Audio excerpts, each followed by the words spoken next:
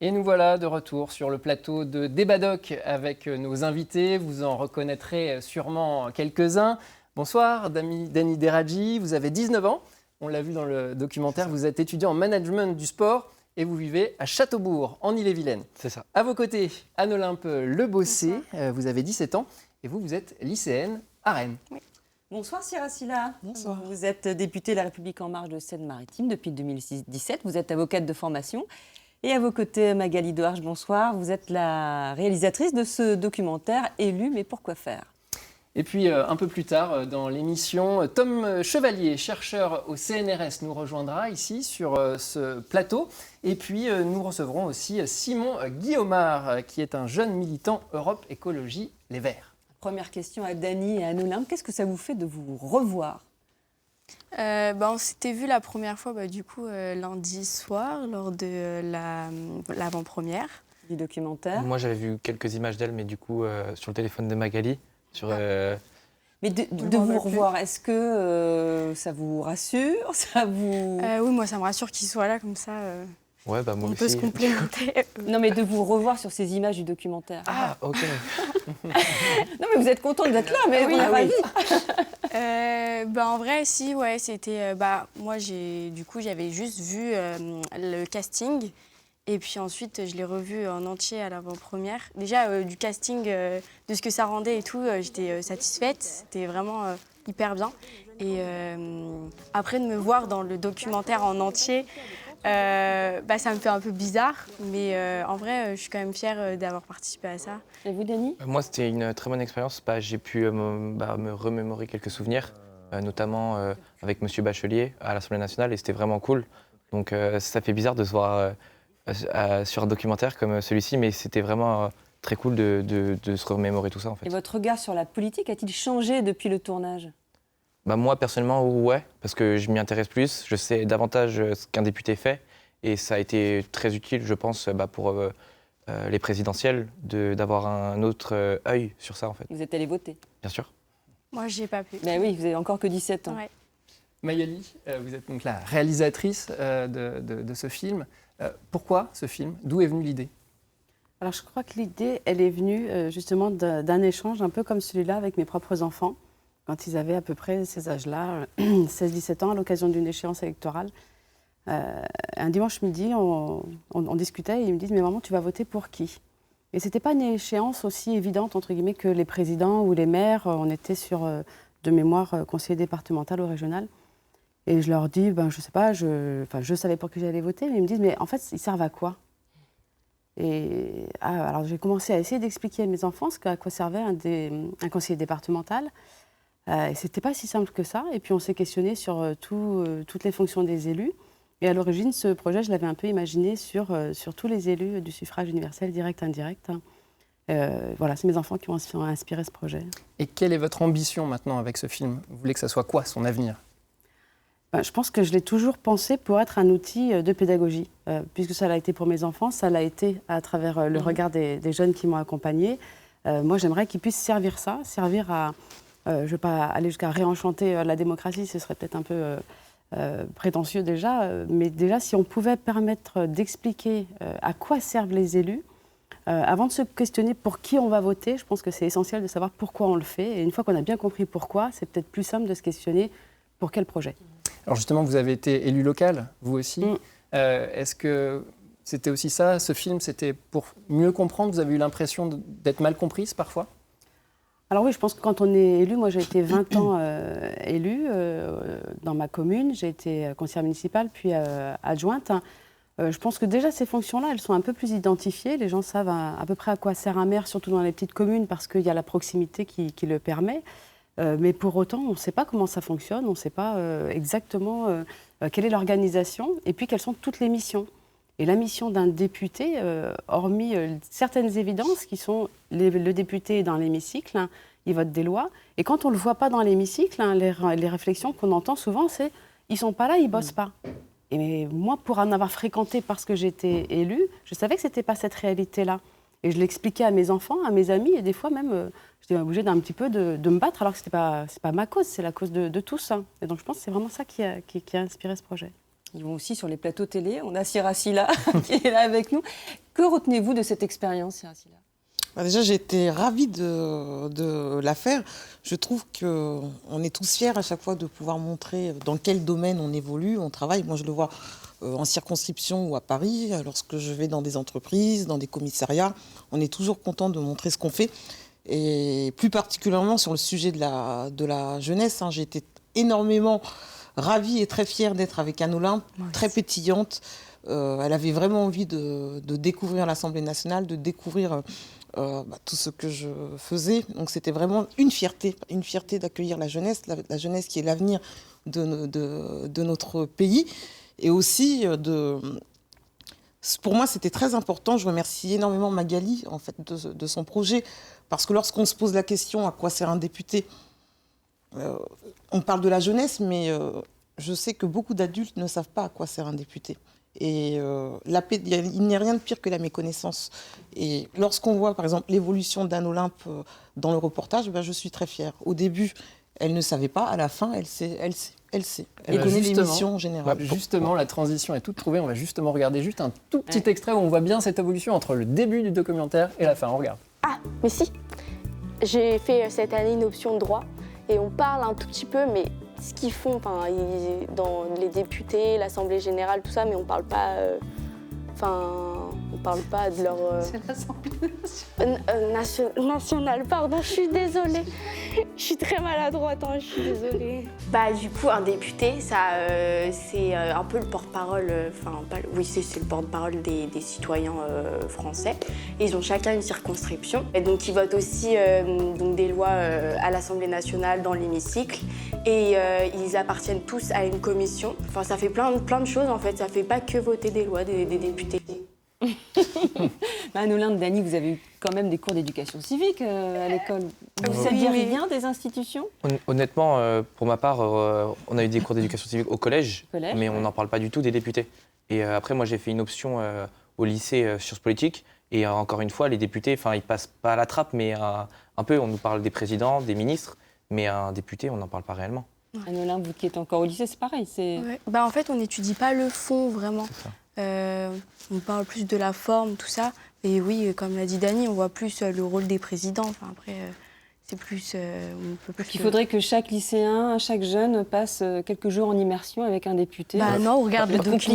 documentaire. Mais d'être suivi comme ça à Siracilla, c'était un peu compliqué ou pas ? Parce que c'était quand même un peu une mise à nu avec quelqu'un qui ne savait rien, qui suivait, qui avait tout à apprendre. Non, le courant est très bien passé dès le début. Encore une fois, moi, je suis plutôt quelqu'un de naturel. C'était fluide. Ouais. Et j'étais encore une fois fière de pouvoir dire, je vais montrer à une jeune quel est mon boulot, quoi. C'est important. Moi aussi, lorsque je suis arrivée à l'Assemblée nationale, je suis arrivée avec mes certitudes. On ne pense qu'à l'hémicycle, le visage de l'hémicycle. Et j'ai pu constater par la suite, avec le temps, que lorsque je suis arrivée, j'étais un bébé député qui ne savait pas vraiment exactement ce que faisait un député. Et d'ailleurs, il y a plusieurs façons d'être député. Il y a les commissions déjà qui font que c'est différent. Anne Olympe, tu m'as suivi à la commission des affaires étrangères. Nous avons voté une grande loi dont je suis fière, qui est la loi contre les inégalités mondiales. Mais mon travail se fait surtout en dehors de l'hémicycle. Moi, ma commission des affaires étrangères, pour Florian, que tu as suivi, lui, il est à la commission de la défense aussi. Il est moins. Un député qui va être à la commission des finances, lui, va l'être beaucoup plus. Il y a plusieurs façons. Il y a les rendez-vous avec les gens, il y a la permanence parlementaire, aller dans les entreprises. Après On la a commission vu des ça, affaires oui. étrangères, Anne Olympe, nous sommes allés en rendez-vous dans une entreprise. D'ailleurs, on n'a pas eu le temps de manger. Si tu te rappelles bien, on est revenu vers 15 C'est h rapide. à l'Assemblée, où ensuite je suis allée dans l'hémicycle. Donc tu as vu, il y a plusieurs, Et puis, il y a le Palais Bourbon quand même. C'est impressionnant ce lieu, non ? Vous avez été impressionné en arrivant dans l'Assemblée nationale ? Oui, Dany, vous êtes Moi, impressionné. franchement, j'ai été très impressionné parce que déjà, c'est très joli. Il y a des œuvres d'art concrètement et on s'imagine pas qu'il y a tout ça à l'Assemblée nationale. L'architecture, elle est Ouais, l'architecture, super belle. c'est vraiment magnifique. Ouais. Mais pour rebondir sur ce que disaient Madame Silla et Magali, même moi, honnêtement, j'avais cette image des députés qui travaillent qu'à l'hémicycle. Donc on se disait, s'ils sont pas à l'hémicycle, par exemple à la télé, des fois on voit l'hémicycle vide, on se disait, ils font rien, qu'est-ce qu'ils sont payés à faire quoi en réalité ? Surtout en regardant leur comportement. Mais en certains. étant avec eux et en étant en immersion avec eux, on peut se rendre compte que en fait, leur emploi du temps, il est vraiment chargé. Ils ne travaillent pas qu'à Paris, ils travaillent en circonscription, en allant dans les entreprises, en allant parler avec des forains, par exemple. On va revoir un extrait. Vous avez même rencontré le président de l'Assemblée nationale, le breton Richard Ferrand. On J'ai eu cette regarde. chance. Vous êtes président de l'Assemblée nationale. Est-ce que vous avez aussi le même rôle qu'un député dans votre circonscription? Oui, la seule différence que j'ai avec mes collègues, étant président, c'est que à l'intérieur, je dois être neutre. Ouais, voilà. Vous pouvez pas poser de questions comme les autres députés. Voilà. Et à l'extérieur, je suis libre. Je peux défendre mes idées politiques. Mais à l'intérieur, il faut veiller à l'égalité d'expression de l'ensemble des Vous collègues. vous êtes fait prendre en photo aussi avec lui. Oui. Ouais, Hein, va on voir va peut-être la voir. Je crois qui qu'on l'a apparaît. récupérée, la photo. Vous l'avez affichée Sur dans Instagram. votre chambre. C'est Instagram. Ah bah oui, bien Instagram sûr, aussi, sur les réseaux c'est C'est sociaux. une forme de fierté quand même. Vous avez rencontré, discuté, vous avez même eu un moment privilégié avec le 4e personnage de l'État. Je tiens à remercier Magali et M. Bachelet qui m'ont permis de Voilà, réaliser la ça. photo. Parce que c'est vrai que sur le coup, je ne me rendais même pas forcément compte, mais c'est en parlant après avec ma famille ou mes amis qui m'ont dit ah ouais, quand même, avec le président de l'Assemblée nationale, c'est pas n'importe qui.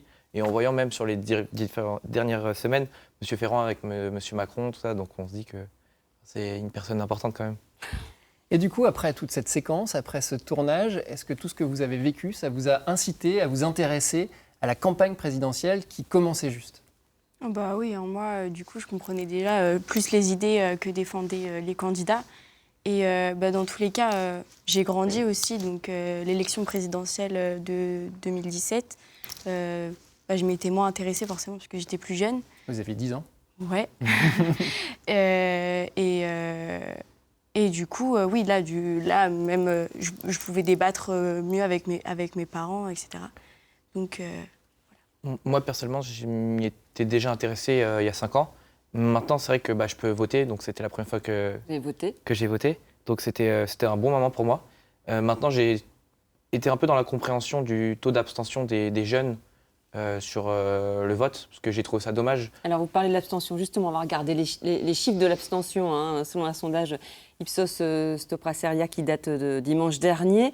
41% des jeunes de 18 à 24 ans se sont abstenus. 38% des 25-34 ans. Des jeunes qui, vous allez le voir, ont suivi majoritairement l'annonce de ces résultats sur leur smartphone, à la terrasse des cafés. C'est un reportage réalisé à Caen dimanche soir, reportage de Florent Turpin et de Lara Delanne. La plupart d'entre eux n'ont pas suivi le résultat à la télévision, mais en terrasse et grâce à leur téléphone portable. Entre indifférence et soulagement, pour ces jeunes électeurs, les avis sont mitigés, quelques instants après la réélection d'Emmanuel Macron. C'est fait, j'ai envie de dire. Moi, j'ai pas trop d'avis là-dessus. Je suis soulagée, simplement, parce que l'extrême droite au pouvoir, c'était pas ce qu'il nous fallait, simplement, quoi. Mon père n'était pas du même avis, mais finalement, nous, on est soulagés avec ma mère, donc voilà, c'est cool. Du soulagement, mais aussi de la déception parmi ces jeunes militants d'extrême gauche qui se sont réunis à Caen. Pour ces étudiants souvent très engagés, cette élection présidentielle est d'abord un espoir déçu. Je m'y attendais. Après, c'est pas nous, on a voté pour Macron par dépit. Mais dans tous les cas, on était quand même soulagés que ce soit pas l'extrême droite qui passe, parce que l'extrême droite, c'est l'extrême, quoi. Donc on est un peu soulagés, mais on sait qu'on va devoir continuer à se battre pendant les 5 ans, à manifester. Et en dépit du fait que pour moi, c'était hyper important de faire barrage aujourd'hui, je suis quand même très consciente à l'idée du fait que le barrage contre l'extrême droite, il se construit tous les jours et que les 5 prochaines années, ça va être une construction essentielle. Et malheureusement, elle va passer par la mobilisation des jeunes, de la mobilisation dans la rue, mais pas que, il y a quand même les législatives qui arrivent. Pour ces jeunes électeurs, ces élections législatives constituent désormais l'espoir du changement. Le 3e tour a commencé. Et 2 invités nous ont rejoints sur ce plateau. Le chercheur Tom Chevalier, bonsoir. Vous travaillez pour le CNRS à Sciences Po Rennes. Et Simon Guillaumard, bonsoir. Vous êtes jeune militant Europe Écologie Les Verts, le plus jeune, je crois, militant de ce parti en Bretagne. Tom Chevalier, vous avez beaucoup travaillé sur l'intérêt ou le désintérêt des jeunes pour la politique. Première question, est-ce que cette abstention massive qu'on a pu voir dimanche dernier vous surprend, cette abstention chez les jeunes? Alors oui et non. Non dans la mesure où d'élection en élection, ce qu'on voit, c'est une abstention qui grandit au fur et à mesure, et notamment chez les plus jeunes. car ce qu'on voit sur le temps long, et ce n'est pas quelque chose de spécifique à la France, les nouvelles générations votent de moins en moins, et donc l'abstention grandit tendanciellement sur le temps long. Voilà, de ce point de vue-là, ce n'est pas trop une surprise. La surprise, ça a été qu'au regard des sondages qui avaient eu lieu pendant l'année qui a précédé l'élection, plus l'état de la campagne électorale pendant ces derniers mois, on aurait pu s'attendre à une abstention encore plus forte. Donc de ce point de vue-là, c'est mi-figue, mi-raisin, c'est un peu surprenant et un peu moins surprenant. Alors si on regarde le détail, on va revoir les chiffres qu'on a présentés tout à l'heure. Les 18-24 ans qui sont abstenus à 41%, ils ont choisi majoritairement Emmanuel Macron, alors que les 28-34 ans mettent les deux candidats à peu près au même niveau. Comment vous l'expliquez? Ça veut dire que quand on est plus jeune, on est plus idéaliste, et quand on commence à entrer dans la vie active, quand on garde son porte-monnaie, on est un peu plus individualiste? Alors, quand on regarde les jeunes, il faut distinguer deux choses, en fait. Il faut distinguer les jeunes du point de vue de leur cycle de vie, c'est-à-dire où ils se situent par rapport à leur âge. Donc, ils sont au début de leur vie active, ils peuvent continuer des études dans l'enseignement supérieur, etc. Et donc, de ce point de vue-là, leurs préférences partisanes ne sont pas forcément définies.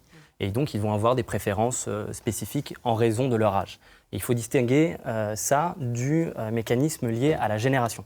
Et là, c'est complètement différent. Ce n'est pas lié à l'âge, c'est quelque chose qui dure pendant tout votre cycle de vie, quel que soit votre âge, et c'est lié à l'année à laquelle vous êtes né.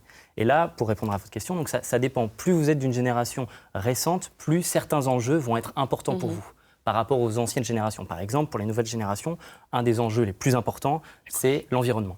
L'environnement est largement en tête des préoccupations chez les nouvelles générations. Et donc, de ce point de vue-là, c'est quelque chose d'assez différent par rapport à la jeunesse du point de vue du cycle de vie. Quand vous êtes en début de vie, ce n'est pas forcément l'environnement qui est le plus important. Voilà, ça peut être plein d'enjeux différents. Et vous pouvez changer d'avis au fur et à mesure où vous vous insérez professionnellement, etc. Donc, voilà. On entend, on lit, parfois, on est face à une nouvelle génération qui se désintéresse de la politique. Est-ce que c'est vrai ? Alors là aussi, oui et non. C'est un peu plus compliqué quand on regarde ce qui se passe vraiment dans les nouvelles générations. Chez les nouvelles générations, il y a le développement de ce que le politiste Vincent Tibéri a appelé les citoyens distants. C'est-à-dire que les nouvelles générations sont beaucoup plus formées. Voilà, la durée d'études s'allonge progressivement avec les nouvelles générations. Et donc, ils sont beaucoup plus formés. Or, on sait que le niveau de formation est lié au niveau de politisation et d'intérêt pour la politique. Plus vous êtes formé, plus vous avez un intérêt pour la politique. Et donc, cet allongement de la durée des études devrait augmenter la politisation et l'intérêt pour la politique. Or, ce qu'on voit, c'est qu'aujourd'hui, chez les nouvelles générations, il y a un décalage qui se fait entre la compétence politique, c'est-à-dire votre niveau d'éducation potentielle et tout ce que vous savez au niveau du politique, et l'intérêt pour les politiques. Et c'est ça, l'émergence du citoyen distant. Ça veut dire que vous avez beaucoup de compétences d'un point de vue politique, vous comprenez ce qui se passe, vous avez beaucoup plus accès aux informations, etc., aux réseaux sociaux pour comprendre ce qui se passe dans la politique. Mais ça ne veut pas dire que vous allez être plus intéressé par ce qui se passe en raison d'une défiance qui grandit en même temps. Il y a la place de la politique aussi dans la famille. Je pense que si on l'aborde, pas dès le plus jeune âge, mais dès qu'on a 13-14 ans et qu'on l'entretient, on va avoir une plus grande conscience politique. Moi, personnellement, dans ma famille, on en parlait un petit peu. Donc forcément, je me suis un peu intéressé, même de loin. Mais c'est pour ça que pour moi, c'était obligatoire d'aller voter. On ne m'a pas forcé, mais c'était ma conscience d'aller voter. Donc je pense que si on entretient cette culture au sein de la famille, dans les valeurs, je pense qu'on y sera de plus en plus intéressé. Ce qui est intéressant, c'est que Simon Guillemard, qui est à côté de vous, le plus jeune militant Europe Écologie Les Verts de Bretagne, vous, votre famille, ne s'intéresse pas particulièrement à la politique. C'est-à-dire qu'ils ont une conscience politique, ils ont des idées, ça nous arrive de l'aborder à table, et voilà, c'est un sujet tout à fait ouvert dans la famille. Mais c'est vrai qu'ils n'étaient pas militants, ils n'ont jamais été dans un engagement politique quelconque. Et moi, c'est vrai que je suis arrivé à la politique justement avec un intérêt plutôt des jeunes pour les questions environnementales. Moi, c'est ce qui m'a fait passer le pas, franchir le cap et de la vie. Et j'ai voulu, en fait, moi j'ai une défiance aussi vis-à-vis des politiques, peut-être de la vie politique. Mais si on veut avoir un poids dans la société et si on veut faire avancer plusieurs sujets de front en même temps, je pense que la vie politique, c'est ce qui permet de le faire. Et donc je me suis dit, trouve un parti, engage-toi, vois ce que c'est, ça coûte rien d'essayer, de comprendre comment ça fonctionne de l'intérieur. Et c'est ce que j'ai fait chez Les Verts, qui est un parti ouvert, plutôt démocratique, plutôt libre, et donc où on n'est pas enfermé, où on nous laisse aussi l'espace d'expression, et donc ce qui me permet d'avoir une certaine liberté d'action. Et justement, je me suis retrouvé là-dedans, en fait. Mais voilà, c'est plus un engagement, quoi. Un engagement. Est-ce que, justement, abaisser l'âge du droit de vote à 16 ans, qui était une des propositions, je crois, de Yannick Jadot, d'Anne Hidalgo, de Jean-Luc Mélenchon aussi, il me semble. Il y a même un projet de loi qui a été Tout à fait. Est-ce que ce serait une bonne idée Est-ce que vous pensez que les jeunes y viendraient plus? Alors oui et non, il y a des études qui ont montré qu'effectivement abaisser l'âge légal du vote à 16 ans pourrait augmenter la participation électorale, puisqu'on sait que plus vous avez l'habitude de voter tôt, et plus vous gardez l'habitude tout au long de votre cycle de vie. Donc, par exemple, si vous votez à 16 ans, vous pouvez voter, par exemple, dans le cadre scolaire, etc. Et donc, ça vous donne l'habitude très, très tôt. Et donc, ça pourrait augmenter la participation électorale des nouvelles générations. Dans le même temps, le problème, entre guillemets, de ce type de proposition, c'est que ça détourne l'attention sur plein d'autres mesures qui pourraient être pertinentes pour augmenter la participation électorale des jeunes et la participation électorale en général. Et que c'est pas, même si ça pourrait avoir un effet, c'est pas forcément la mesure qui aurait l'effet le plus important. Laquelle ? Laquelle serait plus efficace, à votre avis ? Alors, par exemple, il y a plein de choses qui sont traitées en sciences politiques pour augmenter la participation électorale, mais les mesures qui peuvent être importantes, c'est par exemple améliorer le fonctionnement de la démocratie. Donc, ça veut dire quoi concrètement ? C'est par exemple changer de mode de scrutin. Si vous passez par exemple au scrutin proportionnel, vous éliminez les possibilités de vote utile, par exemple. Donc, en gros, vous votez pour votre parti, le parti que vous préférez, qui correspond le mieux à vos idées, et ce parti aura le nombre de sièges correspondant au nombre de voix. Et donc ça, le fait qu'il n'y ait pas de vote utile, ça augmente la participation électorale de la population en général et des jeunes en particulier. Voilà, ça a un effet très fort de ce point de vue-là. Sira Silla, le vote à 16 ans, vous voteriez pour, vous ? Peut-être, mais j'ai envie de dire qu'au-delà du vote à 16 ans, et moi j'en suis convaincue, pour qu'on puisse intéresser les jeunes, il faut qu'ils soient informés. Je prends un exemple, le Parlement des enfants. Le Parlement des enfants, c'est un dispositif à l'Assemblée nationale qui permet aux enfants dans toutes les écoles de faire une sorte de concours, de travailler sur une proposition de loi. Moi, je suis allée dans des écoles de ma circonscription où les enfants ont travaillé sur le thème de l'alimentation durable. Ils ont appris à faire une proposition de loi vraiment dans la forme et ils sont intéressés, se sont vraiment intéressés à comment on fait une loi. Et ensuite, les lauréats sont allés à l'Assemblée nationale. C'est aussi aller expliquer dans les écoles, dans les lycées, à quoi sert un député. C'est aussi accueillir les collégiens, les lycéens à l'Assemblée nationale. Et je l'ai fait, par exemple, avec des bacs pro dans ma circonscription. Et ensuite, faire la deuxième mi-temps dans le lycée et faire le retour d'expérience et échanger. Et ces jeunes-là qui, parfois, malheureusement, ont tendance à être dévalorisés parce qu'ils sont en milieu professionnel, je peux dire que les questions étaient très pertinentes. On avait aussi un débat sur la loi Principe républicain qu'ils avaient bossé comme des malades. Et j'étais vraiment impressionnée par le niveau de la qualité de nos échanges. Donc il faut aussi que les politiques aillent vraiment chercher les jeunes. Lorsqu'on le voit dans le reportage sur tous les jeunes, il n'y a pas de mystère. Donc ça peut être une possibilité, le droit de vote à 16 ans. Je suis convaincue aussi que mettre une dose de proportionnel, ce serait très bien, parce que lorsqu'on entend dire c'est pas grave, je sais que mon candidat de toute façon n'aura pas assez de députés à l'Assemblée nationale, alors qu'à la présidentielle, le score est important. Je pense que la proportionnelle, c'est important. Le droit de vote à 16 ans, j'étais plutôt pour, mais je ne suis pas convaincue de cette solution. Mais la base, rien n'est pire que la méconnaissance, rien n'est pire que l'ignorance. C'est plus, déjà à l'école, je mettrais plus d'éducation civique, et ensuite le terrain. L'espace numérique aussi, moi je pense que, là on a vu, il y a le rachat de Twitter par Elon Musk qui fait l'actualité. Je pense que l'espace numérique, c'est aussi un espace qui doit être investi par la démocratie. Alors on va y venir, on va longuement en discuter, mais supprimer les sondages aussi, ça peut être une solution, parce que finalement les jeunes se disent, c'est pas la peine d'aller voter, les sondages risquent de toute façon... Sur les sondages, non, pas nécessairement, parce qu'il y a aussi un accès à l'information qui est très fort via les sondages. Donc il y a aussi des études qui ont montré que, par exemple, ça pouvait permettre de mobiliser les électeurs et notamment les nouvelles générations sur certains enjeux. Donc non, pas particulièrement sur les sondages, mais je voudrais peut-être juste rebondir rapidement sur l'importance de l'information et de la connaissance sur la participation électorale. Là, il y a, dans les études qui ont travaillé là-dessus en sciences politiques, il y a vraiment deux façons de prendre en compte le problème. Il y a une première façon qui a été de dire l'une des raisons pour lesquelles les nouvelles générations votent de moins en moins, c'est le retrait dans la société des partis politiques et des syndicats. Les partis politiques et les syndicats avaient un rôle très fort de socialisation, de transmission des connaissances en matière politique, et donc ça permettait de structurer politiquement à un plus jeune âge les individus et donc de les inciter à voter. Et donc le fait qu'ils reculent dans la société, eh ben, ça débouche sur moins de connaissances. Dans le même temps, il y a eu des nouvelles analyses assez récentes, là, des nouvelles études qui sont sorties sur l'éducation civique et qui montrent que l'éducation civique, en revanche, a un effet très faible, si ce n'est nul, en matière de participation électorale. Voilà, donc là, c'est... Alors il y a quand même des attentes, on va avancer un petit peu dans le débat, il y a quand même des attentes chez les jeunes. Je vous propose de regarder un reportage. Ce week-end, nous avons suivi des jeunes étudiantes dans leur premier vote. Et vous allez le voir, elles ont l'impression que la jeunesse n'est pas toujours très bien entendue. Morgane, étudiante à Sciences Po Rennes, vote pour la première fois à l'élection présidentielle. Et déjà dans la file d'attente, elle fait un constat. Il n'y a pas beaucoup de jeunes peut-être, mais on verra ce qu'il en sera.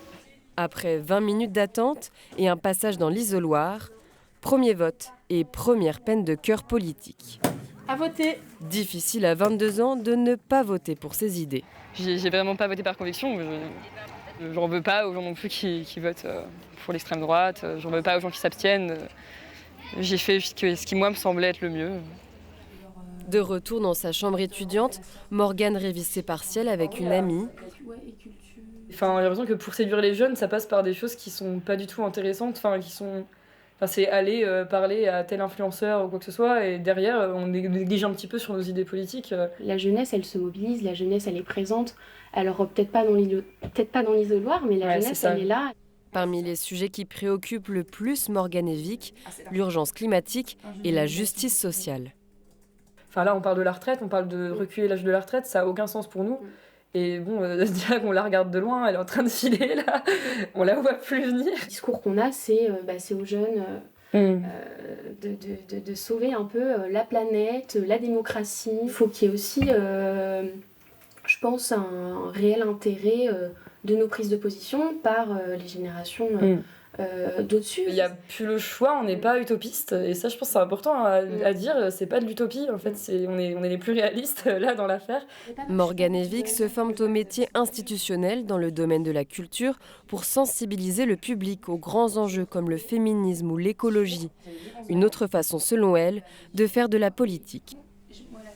Tom Chevalier, c'est intéressant ce que disent ces jeunes filles. Elles ont le sentiment que les politiques ne s'adressent pas à elles.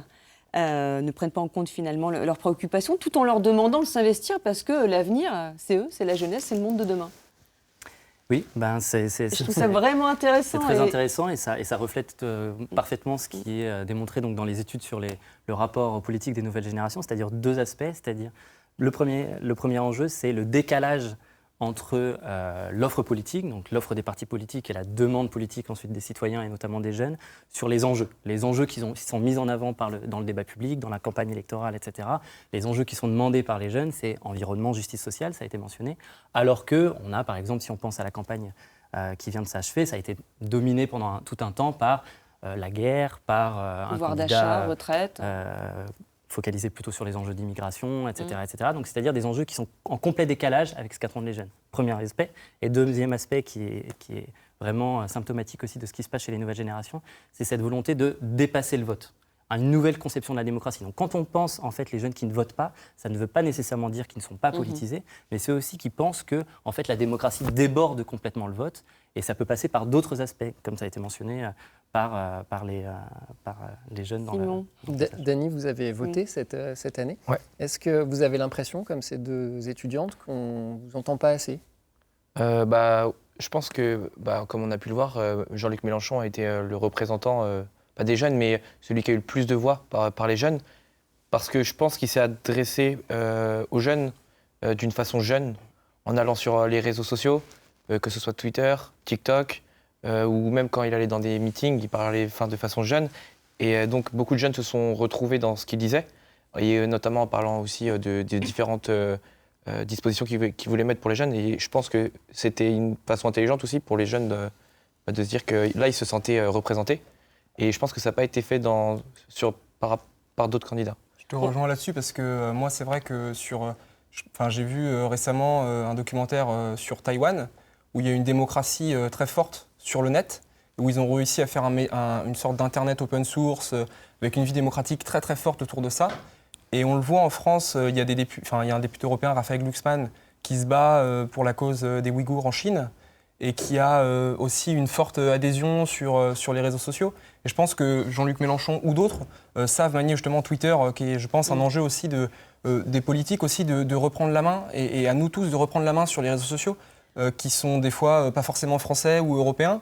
Et je pense que ça pose une réelle question de démocratie, parce qu'aujourd'hui, chez les jeunes, la vie publique, le débat politique, il s'est installé aussi en ligne. Et nous, chez les Verts, on sait qu'on a ce travail-là à faire aussi, d'aller conquérir les jeunes sur ces plateformes-là. On va revenir aux réseaux sociaux, mais finalement sur les thématiques. Vous aussi, Anne-Olin, vous avez le sentiment, même si vous ne pouviez pas voter cette fois-ci, qu'on ne vous a pas parlé pendant cette campagne. Ouais. En fait, on n'était pas assez représentés, je trouve. Même si, il y avait des idées que je pouvais partager et tout. Je vois que, quand même, il y a certains politiques qui essayent de s'intéresser quand même aux problématiques des jeunes, notamment l'environnement. Et j'ai le sentiment qu'ils ne font pas grand-chose non plus pour nous, qui ne nous parlent pas vraiment. Et donc, on ne se sent pas vraiment représentés. Dans cette campagne, quasiment aucun des candidats ne s'est adressé aux jeunes. Peut-être la campagne, on a le moins parlé des jeunes, non? Alors, ça a été mentionné malgré tout, puisque tous les candidats, malgré tout, se sont positionnés en matière de jeunesse, pour ou contre le revenu pour les jeunes. En tout cas, il n'y a pas eu l'écho médiatique. Mais il n'y a pas eu trop d'écho médiatique, mais c'était le cas de beaucoup d'enjeux, puisque ça a été complètement écrasé sur la fin de la campagne par la guerre en Ukraine, donc c'est aussi pour ça. Mais ils se sont positionnés malgré tout. Oui. Sira Silla, vous êtes une jeune députée, on peut dire ça, à tous les sens du terme. Est-ce que du coup, parfois, on peut vous dire, va parler aux jeunes, va essayer de les intéresser? Est-ce que ça fait aussi partie de votre mission, par exemple? Moi, je pense que ça fait partie de ma mission sans qu'on me le dise. Parce que l'engagement, c'est important. Moi, je suis engagée depuis mes 13 ans dans le milieu associatif. Donc, il faut aller leur parler.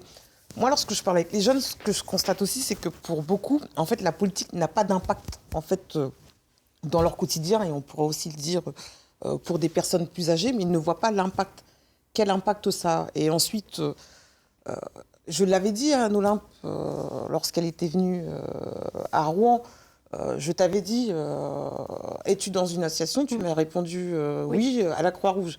J'ai dit, mais Anne-Olympe, pour moi, tu fais déjà de la politique. Je pense que les jeunes aussi veulent d'autres modes d'expression. Alors, je vous propose d'écouter. Voter, ça ne suffit pas. La campagne en ligne, on a évoqué le candidat Mélenchon, c'est vrai, il a été très fort sur... Et il faut ouvrir d'autres modes d'expression aux jeunes pour qu'ils puissent... Je vous propose d'écouter, puisque ce documentaire a été diffusé en avant-première dans un cinéma d'Arène il y a quelques jours. On a demandé aux jeunes qui étaient dans la salle ce qu'ils attendaient des politiques. Écoutez-les. J'ai toujours l'impression que la politique, c'est source d'embrouille. Mais après, j'ai déjà eu quelques contacts avec le monde de la politique. Si je suis issu d'un enfant de la diaspora, donc les inégalités et l'actualité dans le monde, ça me concerne. Et donc du coup, ça a fait qu'aujourd'hui, ça m'intéresse. On n'était pas assez informés, je pense, déjà dans un premier temps. Et donc forcément, quand on n'est pas informé de quelque chose, on ne veut pas forcément s'y intéresser. Et c'est vrai que la politique n'est pas assez mise forcément en avant auprès des jeunes. C'est pas un désintérêt, c'est plus qu'aujourd'hui, nous, ce qu'on veut, ça va être l'écologie, vraiment des grandes questions. Et que là, la grande question qu'il y a eu, c'était l'identité française, la sécurité. Dans une scolarité, j'ai jamais entendu quelqu'un dire qu'il a rencontré quelqu'un, une personne politique. Et donc, je trouve qu'ils viennent pas assez à notre contact. À la télé, au journal, etc., c'est pas forcément des choses qu'on va regarder, mais c'est vrai que sur les réseaux sociaux, l'information va peut-être être plus écoutée par les jeunes. Il y a aussi cette espèce d'élitisme politique qui fait que du coup on croit que c'est comme, que c'est un truc de fou, alors qu'en fait non, c'est totalement compréhensible en faisant des phrases peut-être un peu plus simples. Dans des phrases plus simples. Ouais, des phrases plus simples. Simon, justement, vous qui êtes engagé et qui côtoyez un certain nombre de politiques, est-ce que vous êtes d'accord avec ce qui vient d'être dit? Oui, je pense. C'est à nous aussi, en tant que militants, aussi parfois dans ce contact avec les élus, parce qu'on fait des marchés, c'est ça aussi l'action militante. Et je pense dans les manières de s'exprimer la politique, faire un marché, c'est quelque chose qui est fondateur ou qui est un peu un moyen d'être au contact de la population et puis de nos concitoyens et de discuter. Et quand on est militant, avec les élus, on fait remonter les choses aussi. Et parfois, on dit, voilà, il y a un langage qui est peut-être un peu élitiste, c'est le mot que j'ai entendu. Et c'est vrai, technocratique, ou voilà, c'est les mots qu'on sacralise en fait Exactement. Les politiciens. Et comme je le disais dans le documentaire, en fait, en parlant avec M. Bachelet, on se dit qu'ils ne sont pas nés dans les nuages. C'est des personnes comme nous, et il me disait qu'il avait été dans une école publique. Enfin, on a fait les mêmes choses, les mêmes centres d'intérêt, on a été voir un match de foot. Enfin, c'est des personnes comme nous, sauf que avec l'image perçue à la télé ou des choses comme ça, on les sacralise vraiment. Et on ne se dit pas qu'ils sont comme nous, en fait. Alors certains, pourtant, choisissent de s'engager. C'est votre cas, Simon. D'où ça vous vient, ça? Comment, à 17 ans, peut-être même avant, on se dit, tiens, je vais m'engager en politique dans un parti politique? Je pense que malgré la défiance, etc., comme on l'a dit, et c'est vrai que le mot de dire « tu es dans une association, tu fais déjà de la politique », moi, depuis tout petit, je suis dans des associations sportives. J'ai une vie sportive, je fais du handball toujours aujourd'hui en club. Et j'ai participé à un jumelage franco-allemand, que mon grand-père m'a initié à ça. Et donc j'ai toujours vécu dans des milieux associatifs.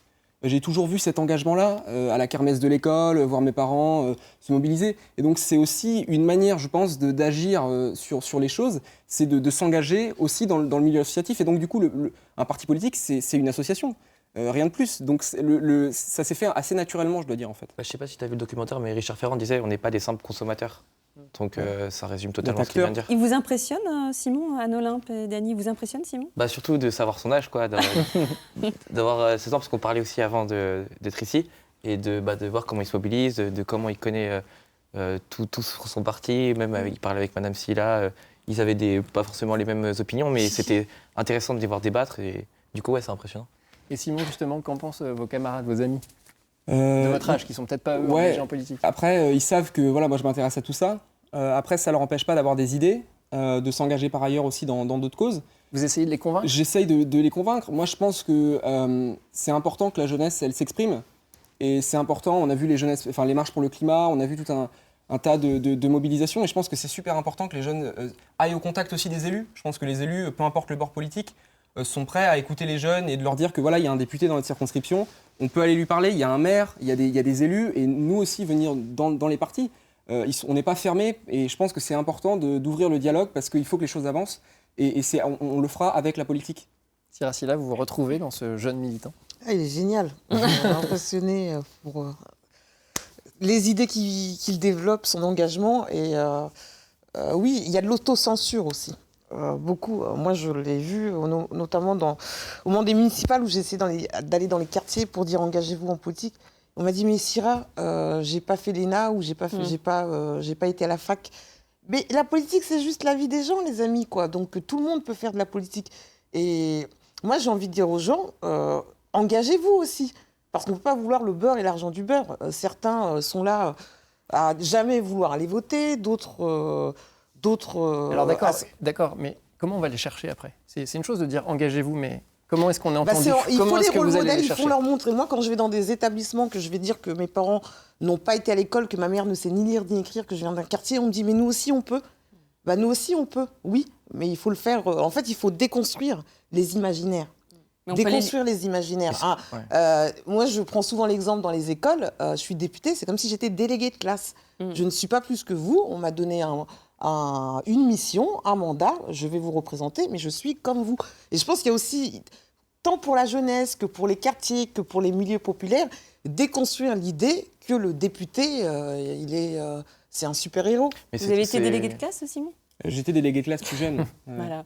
Mais je rejoins totalement l'idée de déconstruire les imaginaires et c'est aussi nous, parce qu'on est un parti écolo entre guillemets, mais on est proche aussi d'associations ou de mouvements.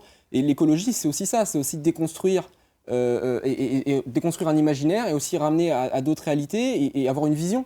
Moi, ce que je reproche à la politique aujourd'hui, c'est justement de parler beaucoup de mesures et de beaucoup développer ça, mais de ne pas proposer une vision. C'est bien de vouloir rénover les logements, l'isolation thermique, c'est très bien. Mais c'est quoi le monde pour nous, les jeunes? C'est quoi le monde dans 20 ans, dans 10 ans, dans 30 ans? Alors, vous parlez des réseaux sociaux. Ouais, et puis il y a sûrement, pour aller chercher les jeunes. Exactement, chercher les jeunes.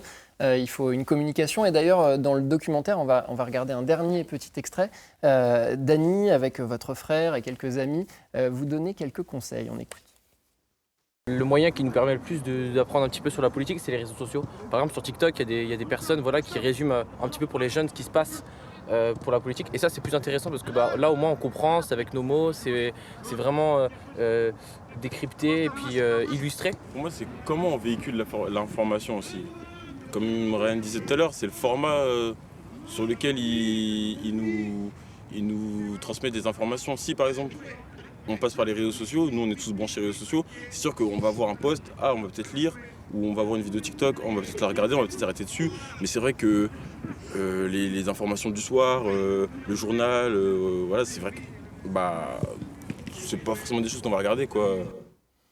Sira Silla, est-ce que les politiques doivent revoir leur mode de communication ? Oui, je pense que c'est important. Moi, avant d'être députée, je n'avais jamais été sur les réseaux sociaux. Je déteste les réseaux sociaux, Twitter, Facebook. Donc mes comptes, ce sont des comptes de députés. Mais oui, c'est important d'y aller. Et même TikTok, moi je ne suis pas encore, mais lorsqu'on voit le ministre Jean-Baptiste Djebbari... Alors justement, Jean-Baptiste Djebbari, c'est sans doute le ministre ou l'homme politique le plus connu des jeunes. Il faut s'adapter à la jeunesse. Le ministre de TikTok. Je vous propose de le regarder. C'est souvent très drôle d'ailleurs ce qu'il fait sur TikTok. On regarde les TikTok de Jean-Baptiste Djebbari. Un petit extrait, parce qu'il en fait beaucoup quand même. Ne crois-tu pas que je sais ce que je fais ? Ne crois-tu pas que je sais ce que je fais ? Ne crois-tu pas que je sais ce que je fais ? Ne crois-tu pas que je sais ce que je fais ?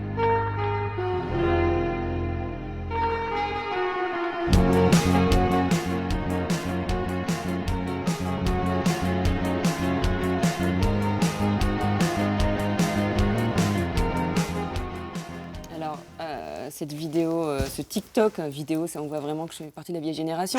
Ce TikTok du ministre des Transports est la plus vue, 10 millions, plus de 10 millions de vues. Le super ministre qui en plus sait conduire un avion. Il faut savoir que TikTok, c'est 7 millions d'utilisateurs quotidiens en France, majoritairement des jeunes. Et alors les 11-14 ans passent 1h28 par jour, alors qu'ils ne sont pas censés avoir le droit de s'inscrire. Que font les parents, Anthony ? Je me le demande, chaque jour. Alors, c'est un exemple à suivre. Est-ce que c'est le premier homme politique, Premier ministre que vous avez connu, Jean-Baptiste Djebbari, ministre des Transports ? Moi, personnellement, non. J'en connaissais d'autres avant, quand même. Mais oui, moi, je ne savais même pas qui c'était avant de le voir sur TikTok, le ministre des Transports. Je ne connaissais pas son nom ni rien. Mais du coup, oui, grâce à TikTok, je vois qui c'est. Pareillement, mais honnêtement, moi, quand j'entends des amis à moi, il y en a qui le critiquent et d'autres qui disent qu'ils aiment bien ce qu'il fait. Parce que, en fait, moi, je trouve que c'est plutôt intelligent de sa part parce qu'il décrit sa fonction. Juste par ce TikTok, on voit qu'est-ce qu'un ministre des Transports fait. Ses différentes interventions, et on voit qu'il voit Thomas Pesquet. Il fait des choses assez exceptionnelles et je trouve que c'est cool parce que nous, en tant que jeunes, on peut voir ce qu'un ministre fait dans sa vie. Alors, on va quand même relativiser parce qu'effectivement, c'est l'un des rares ministres à être sur TikTok. Emmanuel Macron l'est un peu aussi, mais c'est beaucoup moins drôle. En revanche, il est assez drôle lorsqu'il reçoit à l'Élysée McFly et Carlito, deux youtubeurs très connus. On se fait plaisir. Juste une minute, on regarde un extrait, puis on continue après. C'est le fruit de votre travail.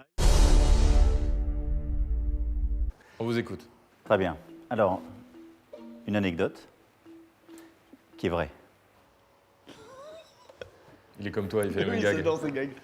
Donc, vous aimez le foot tous les deux ? Oui, tout à fait. Kylian Mbappé, c'est moi qui m'occupe de sa carrière. Et donc, Kylian Mbappé va quitter le PSG dans les prochaines semaines pour l'Olympique de Marseille. Oui. Et ce serait genre une exclue incroyable. Est-ce que l'anecdote est terminée, monsieur le L'anecdote est terminée. C'est joli, c'est du beau jeu. Ouais. Ça, je pense que voilà, c'est du beau jeu. C'est trop... Oh là là. Je pense que cette anecdote, elle est fausse. Elle est fausse, vous pensez ? Oui. On va lui demander. Non. Oui, allô ? Oui, bonjour Kylian, c'est Emmanuel Macron à l'appareil. Vous êtes en haut-parleur.